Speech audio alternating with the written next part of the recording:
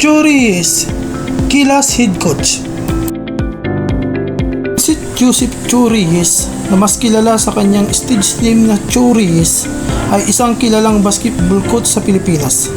Siya ay nagtuturo ng mga atleta sa maraming antas, kabilang ang Gilas Pilipinas Basketball Team, ang pambansang kupunan ng Pilipinas.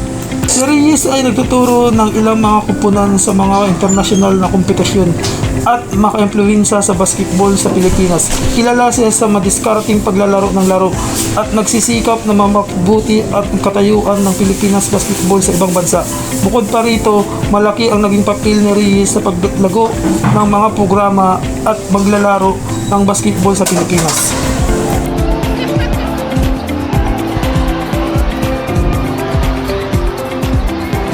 Me coming back here has absolutely no individual consideration.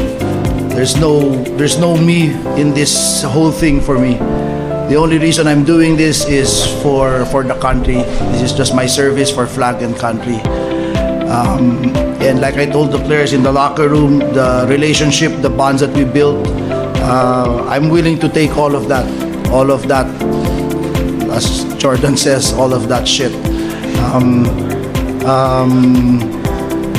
As much as we have, I'm sure you know how many haters I have. I know that there are also supporters, maybe not as vocal, maybe not as noisy, but as long as I can inspire one or two individuals, then it's all worth it. And as long as we have the players together in that locker room. So for me, I'd much rather get booed by the crowd than the players get booed.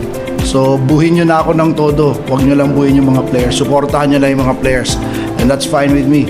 Murahin nyo na ako, bash nyo na ako ng todo, basta suportahan nyo yung team, suportahan nyo yung players natin. Hello.